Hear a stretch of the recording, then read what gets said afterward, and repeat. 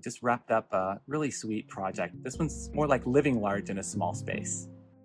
Hello, I'm Keith Miller, Miller Interior Design. This remarkable woman spent 2020 when the entire island of Manhattan was in crisis like the rest of us. No one is on the streets. The entire entertainment industry is leaving. A lot of people panicked and left their animals behind. And this woman gathered a troop of friends and scoured the entire island for every wandering feline.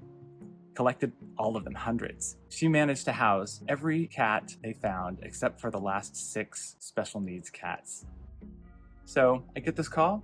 I'm learning about her love for these cats and how we might make a house that's suitable for them. Unsure what I would be encountering when I came to visit. I met her at the front porch and she's immediately so warm and welcoming. And I walk into her home and I have to tell you, I've been around people who like a lot of cats and it's not typically a pristine experience. That was absolutely not the case here. I walked into her home and it was spotless. And everything was in place, and I couldn't tell a cat even lived there other than the accoutrements. Wow, this is a beautiful place. It's really pleasant just the way it is. What do you need me here for? And she said, I like what I've done here, but it just isn't comfortable for how I really want to experience this place with these cats. I think there's more that could be done, and I want to make this place really special. And I just sensed from when we had our conversations together that, Keith, you'd be up for that. And I am 100% up for making special experiences for people. We start with what it is she needs most for these cats. Cats need lots of secret spaces. They need levels and tiers of seating areas and places where they hide, places to climb around and run. And in this tiny cottage, we were able to put together some pretty clever ways to get cats up and around. I think one of the favorite parts of the project was trying to figure out who it is that I'm going to have make this climbing tree. Who's going to do that kind of work? Now, what do you want?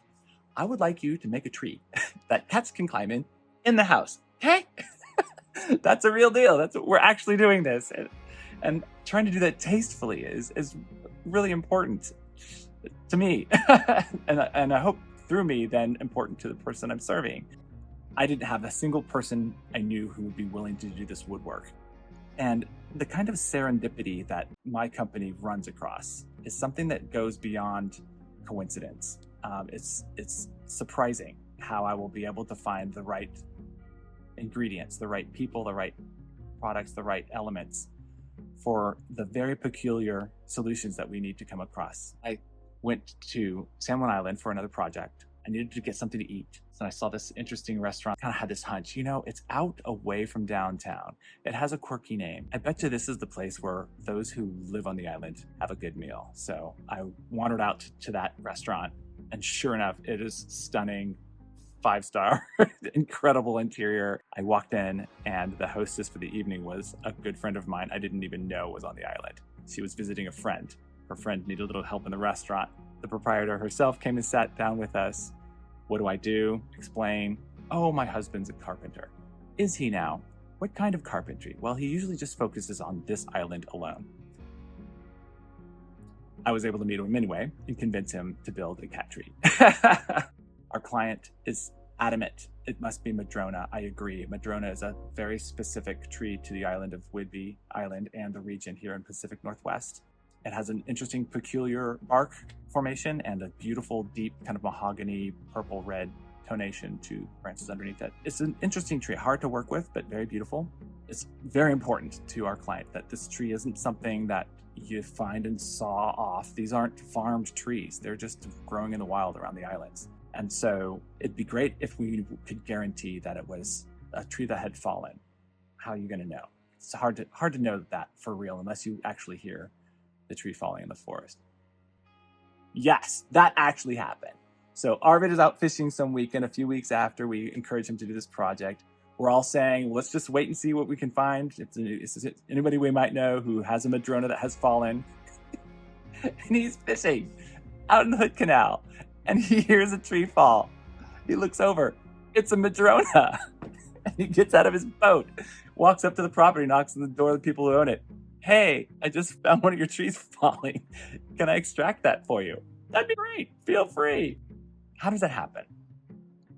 We have this tree form, we strip it of its bark, we put ultraviolet light on this beautiful tree to make sure that we can get it down to the purple colors that we need it to be. We form it according to the drawing we had. Beautiful concept come to life. Live edge, tree forms, carpeted insets for the cats to tuck in on, and make the jungle gym, cat forest, climbing, exercise, resting, walkabout tree form for cats in a cabin. I've heard this many times from clients after we've furnished an interior. Their friends will come by and they'll say, "Oh my gosh, this place is so you." When I hear that, I know I've done my job. Rather than who did your house, I don't need to be known. I want to be in the background making this thing happen. So when people come and see that I've defined a specific, unique personality, lifting that personality to the best and finest of who they are, yes, that's what we're talking about. And so to spend the time learning how to build a cat environment. I love knowing how I'm putting this together is going to be making this person feel delighted to come into their house every day and watch their cats thrive. That's what we do.